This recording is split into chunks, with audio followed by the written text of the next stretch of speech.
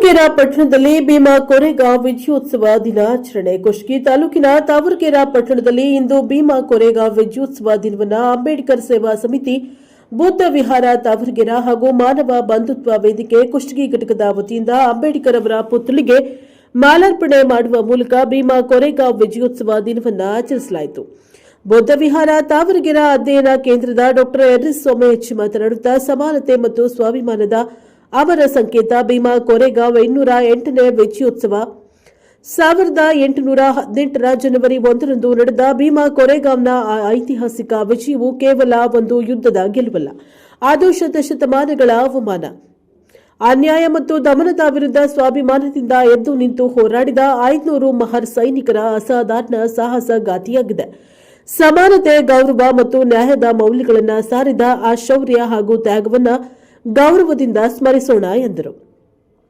British ಸೈನ್ಯದಲ್ಲಿದ್ದ ಸೈನಿಕರಾಗಿದ್ದ ನೂರಾರು ಮಹಾರ್ ಸೈನಿಕರು ಅಂದಿನ ಪೇಶ್ವೆಗಳ ವಿರುದ್ಧ, ಅಂದಿನ ಸಾಮಾಜಿಕ ಅಸಮಾನತೆಯ, ಅಸ್ಪೃಶ್ಯತೆ, ಅವಮಾನಗಳಂತಹ ಅಮಾನವೀಯತೆ, ಜಾತಿ ವ್ಯವಸ್ಥೆಯ ವಿರುದ್ಧವಾಗಿ ಗೆದ್ದ ವಿಜಯದ ಸಂಕೇತವಾಗಿ ಭೀಮಾ ಕೋರೆಗಾಂವ್ ಐತಿಹಾಸಿಕ ದಾಖಲೆಯಾಗಿದೆ.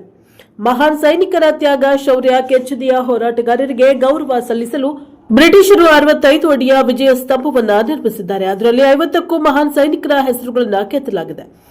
ಪ್ರತಿ ವರ್ಷ ಜನವರಿ 1ರಂದು ಇಡೀ ದೇಶದಲ್ಲಿ ಭೀಮಾ ಕೋರೆಗಾಂವ್ ವಿಜಯೋತ್ಸವ ದಿನವನ್ನು ತ್ಯಾಗ ಶೌರ್ಯದ ಪ್ರತೀಕವಾಗಿ ಆಚರಿಸಲಾಗುತ್ತದೆ ಎಂದು ಹೇಳಿದ್ದಾರೆ. ಈ ಸಂದರ್ಭದಲ್ಲಿ ಮಾನವ ಬಂಧುತ್ವ ವೇದಿಕೆ ಕುಷ್ಟಗಿ ಘಟಕದ ಸಂಚಾಲಕರಾದ ಬೆಟ್ಟಪ್ಪ ವಕೀಲರು, ಅಂಬೇಡ್ಕರ್ ಸೇವಾ ಸಮಿತಿ ತಾವರಗೆರೆ ಘಟಕದ ಮಂಜುನಾಥ್ ಚೌಡ್ಕಿ, ದುರ್ಗೇಶ್, ಗಣೇಶ್, ಮಂಜುನಾಥ್, ವಿಜಯಕುಮಾರ್ ಉಪಸ್ಥಿತರಿದ್ದರು. Bureau report Balappa Kerihola, Prashanth Power News, Kushtagi. ಸುಮಾರು 207 ವರ್ಷಗಳ ಹಿಂದೆ ಅಸ್ಪೃಶ್ಯ ಸಮುದಾಯ ಇರತಕ್ಕಂಥ ನಮ್ಮ ಸಮುದಾಯದವರು